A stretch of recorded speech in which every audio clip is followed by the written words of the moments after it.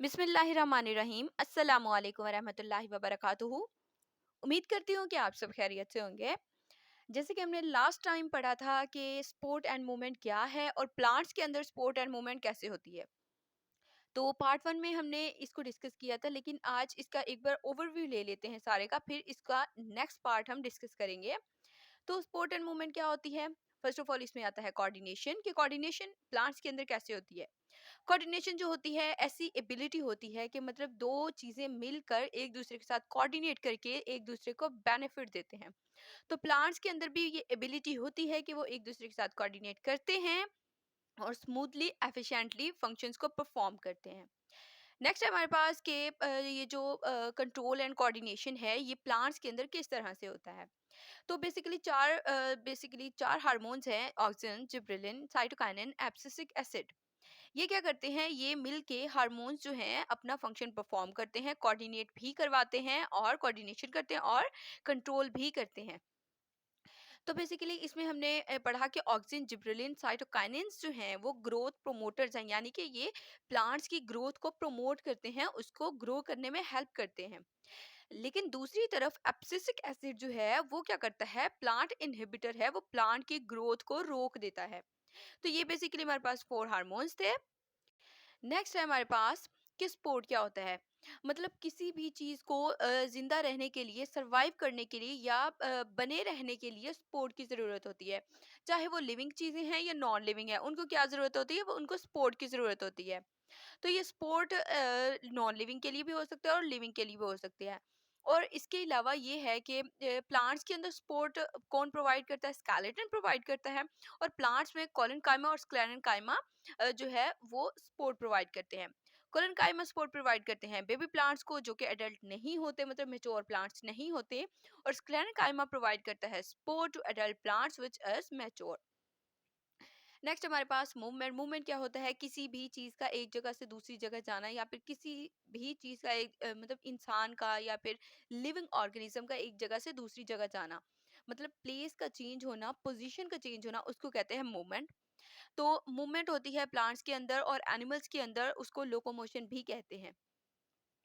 Next हमारे पास कि sport plants के अंदर कैसे होता है।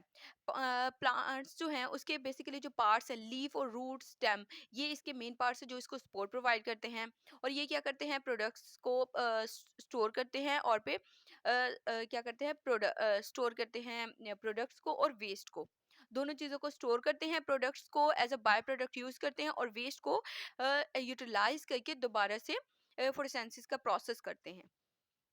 नेक्स्ट हमारे पास के वेरियस मॉडिफिकेशंस ट्रिगर प्रेशर, मतलब कुछ मॉडिफिकेशंस आती हैं जैसे जैसे एडवांसमेंट आती है, तो या फिर जैसे जैसे ग्रोथ होती है प्लांट की, तो उसमें वो मॉडिफिकेशंस आती हैं, वो प्लांट खुद को मॉडिफाई करता है। तो वो कैसे करता है, फर्स्ट है इसमें ट्रिगर प्रेशर। जो लिविंग सेल जो है उसमें वाटर अपटेक जो है ऑस्मोसिस के थ्रू होता है, जैसे एपिडर्मल है, कॉर्टेक्स है, पिच सेल्स है, ये इसकी एग्जांपल्स है। इनके थ्रू क्या होती है, इनकी ट्रिगर प्रेशर जो है उसको हम डिस्कस करते हैं। इसमें वैक्यूल होता है जो कि एक्टिव ट्रांसपोर्ट पंपिंग सिस्टम का काम करता है। आइंस को बाहर और अंदर लेके जाना किसका काम होता है, इन वैक्यूल्स का होता है। नेक्स्ट है कि ये हाइपरटोनिक कंडीशन होती है इसमें, जिसकी वजह से आउटसाइड इनसाइड जो वैक्यूल है मतलब वैक्यूल के आउटसाइड और इनसाइड वाटर मूव कर सकता है।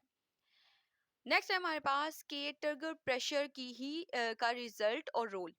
ये क्या होता है, रिजल्ट में क्या होता है, ट्रिगर प्रेशर जब होता है तो उसके रिजल्ट में हाइड्रोस्टैटिक प्रेशर प्रोड्यूस होता है, जिसकी वजह से सेल टर्जिट हो जाता है, मतलब उसमें टर्जिडिटी आ जाती है। नेक्स्ट है रोल, ये रिजिडिटी प्रोवाइड करता है, टर्जिडिटी टर्जिट कर देता है सेल को और रेजिस्टेंट करता है अगेंस्ट विंड स्ट्रेस।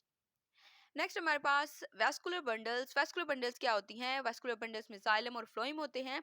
ये अपना फंक्शन परफॉर्म करते हैं। जैसे फॉर एग्जांपल जाइलम जो है ये टफ होता है, एक्सटेंसिबल होता है, टफ होता है, तभी ये प्रोटेक्ट कर पाता है प्लांट को बाय इन्वेडर्स या फिर फॉरेन इन्वेडर्स। और इसकी रिंग में अरेंजमेंट होती है। और इसके अलावा वैस्कुलर बंडल्स जो है ये हमारे पास जाइलम जो है ये क्या करता है, ये वेट बेरिंग होता है और रेजिस्टेंट प्रोवाइड करता है अगेंस्ट विंड स्ट्रेस। नेक्स्ट हमारे पास क्लेरेंकाइमा के बारे में हमने पढ़ा था कि ये सेकेंडरी सेल वॉल होती है। ये क्या करते हैं, इसमें क्या होता है, इसमें लिग्निन होता है और ऑर्गेनिक सब्सटेंसेस होते हैं जो कि वॉल्स को टफ और हार्ड बनाते हैं। इसके अलावा कॉलेनकाइमा में प्रोटोप्लास्ट होता है और ये इसमें सेकेंडरी वॉल नहीं होती। और इसके हमने फंक्शंस पढ़े थे जो कि लास्ट वीडियो में दिए गए हैं, आप वहां पे देख सकते हैं। नेक्स्ट हमारे पास मूवमेंट इन प्लांट्स। प्लांट्स के अंदर मूवमेंट होती है दो तरह से, ऑटोनॉमिक मूवमेंट होती है और पैराटोनिक मूवमेंट होती है।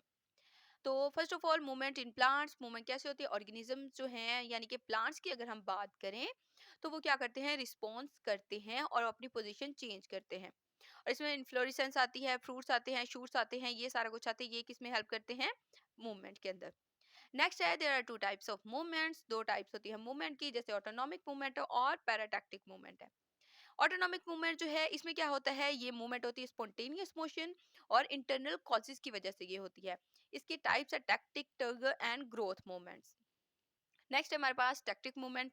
टैक्टिक मूवमेंट में क्या होता है, ये मूवमेंट जो है ये इंटायर सेल की मूवमेंट होती है, ऑर्गेनिजम्स की मूवमेंट होती है, और मतलब पूरे के पूरे ऑर्गेनिज्म की या फिर पूरे के पूरे सेल की ये होती है मूवमेंट।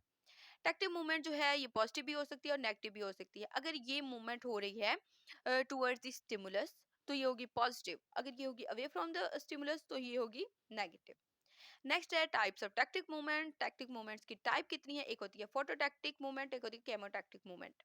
फोटो का मतलब होता है लाइट और कीमो का मतलब होता है केमिकल्स। तो फोटोटैक्टिक मूवमेंट ऐसी मूवमेंट है जो कि अगर कोई लाइट का स्टिमुलस मिलता है तो उसके रिस्पॉन्स में जो मूवमेंट होती है प्लांट्स की उसको कहते हैं फोटोटैक्टिक मूवमेंट। और इसके एग्जांपल है साइक्लोसिस। नेक्स्ट है केमोटैक्टिक मूवमेंट, इसमें ऐसे मूवमेंट जो कि केमिकल्स के रिएक्शन में, मतलब केमिकल्स अगर मतलब केमिकल का स्टिमुलस मिलता है तो उसके रिएक्शन में जो मूवमेंट होती है वो होती है केमोटैक्टिक मूवमेंट। नेक्स्ट है टर्गर मूवमेंट। टर्गर मूवमेंट कौन सी होती है, ये ऐसी पोजीशन होती है जो कि डिफरेंट मॉडिफिकेशंस होती हैं टर्गर के अंदर, या फिर सेल जो है सेल का साइज जो है उसमें जो जो चीजें चेंज होती हैं, या फिर उसको कहते हैं टर्गर मूवमेंट। और टर्जिडिटी आ जाती है सेल के अंदर। ये फिर इसके रिजल्ट में क्या होता है, या तो वाटर गेन होता है या तो वाटर लॉस होता है, जैसे टच मी और टच मी नॉट का जो प्लांट है। नेक्स्ट है टाइप्स ऑफ टग मूवमेंट, इसमें स्लीप मूवमेंट आती है और रैपिड मूवमेंट आती है।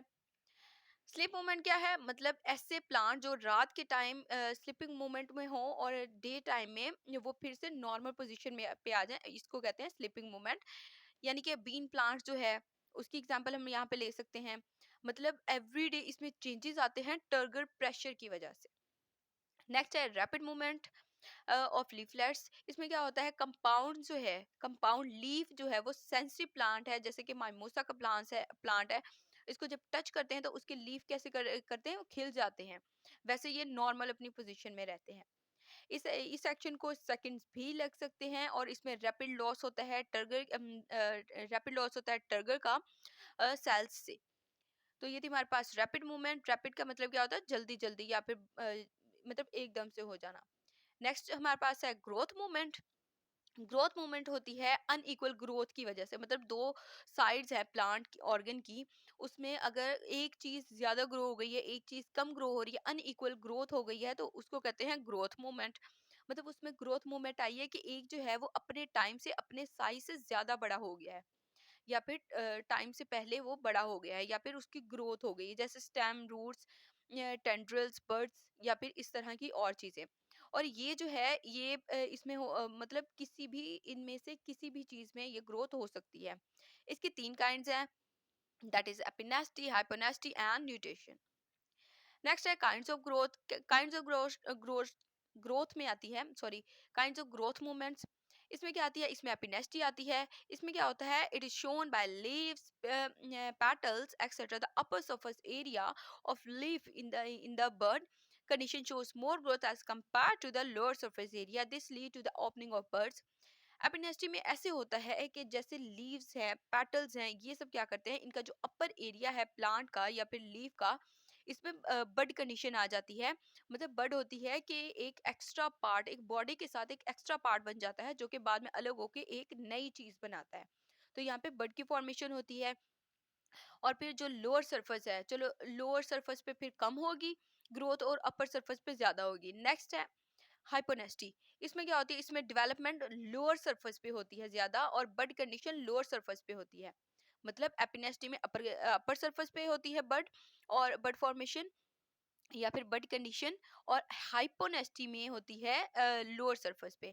नेक्स्ट है न्यूटेशन। न्यूटेशन में क्या होता है, ग्रोइंग टिप होते हैं यंग स्टेम के जो कि जिगजैग पोजीशन में मूव कर रहे होते हैं। वो किस वजह से कर रहे होते हैं, क्योंकि अल्टरनेटिव चेंजेस आती हैं इनकी डेवलपमेंट के अंदर और ये अपोजिट साइड्स पे होते हैं इसके अपेक्स। ये जो डेवलपमेंट ऑफ मोड है इसको कहते हैं न्यूटेशन। तो ये था हमारा आज का टॉपिक जो हमने डिस्कस किया था लास्ट वीडियो में पार्ट 1 में। नेक्स्ट हम डिस्कस करेंगे type 2 that is paratonic movement. इसमें क्या होता है, ये मूवमेंट जो है ये एक्सटर्नल कॉजेज की वजह से होती हैं और इसकी दो टाइप्स है basically, tropic movement and nastic movement. Tropic movement क्या है, the word tropic was originated from the Greek words tropos meaning turn.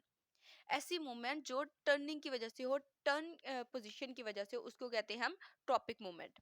It is a movement in the curvature of the whole organ toward the far from stimulus such as light, gravity and touch। ये ऐसी movement है जो कि जो stimulus मिल रहा है उससे away जाए, ठीक है, दूर जाए, फार अवे। जैसे कि लाइट का स्टिमुलस है, ग्रेविटी का है, टच का है, इसमें से कोई भी स्टिमुलस मिलेगा और ये उस स्टिमुलस से अगर अपोजिट साइड पे जाती है, जैसे कि हमने पढ़ा था, अगर कोई चीज, अगर कोई मूवमेंट होती है अवे फ्रॉम द स्टिमुलस तो वो होगी नेगेटिव, और अगर कोई मूवमेंट होती है टुवर्ड्स द स्टिमुलर तो वो होगी पॉजिटिव। तो ये बेसिकली होती है नेगेटिव में, ठीक है। तो ये था हमारे पास टॉपिक मूवमेंट। नेक्स्ट है टाइप्स ऑफ टॉपिक मूवमेंट। अब ये जो टॉपिक मूवमेंट है जो कि पैराटोनिक की टाइप है टॉपिक मूवमेंट, तो इसकी आगे कौन कौन सी टाइप्स हैं। इसकी कुछ टाइप्स हैं जो कि हैं basically 5 types, that is phototropism and thigmotropism, chemotropism, geotropism and hydrotropism. Basically 5 types हैं। तो इनको हम मतलब ज्यादा डिटेल में डिस्कस नहीं करेंगे क्योंकि आपकी बुक में इतना ही दिया हुआ है। अच्छा, इसको अगर आप ओवरव्यू लेना चाहें तो मैं ओवरव्यू दे देती हूँ आपको। फोटोट्रोपिज्म, फर्स्ट ऑफ ऑल हम फोटो का मतलब देख लेते हैं। फोटो का मतलब होता है लाइट, और ट्रोपिज्म का मतलब होता है कि बेसिकली ट्रोपिज्म जो होता है वो होता है कि किसी भी चीज का टर्निंग मूवमेंट में मूव करना, या फिर किसी भी ऑर्गेनिज्म का, प्लांट का टर्निंग मूवमेंट में, मतलब फोटोट्रोपिज्म होता है, फोटो का मतलब होता है लाइट, और ट्रोपिज्म का मतलब होता है कि away from the stimulus turn करना या फिर मूव करना। मतलब फोटोट्रोपिज्म मतलब लाइट का स्टिमुलस जब मिलता है तो ये क्या कर मूवमेंट किस तरफ होती है, अवे फ्रॉम द स्टिमुलस होती है, तो उसको कहते हैं फोटोट्रोपिज्म।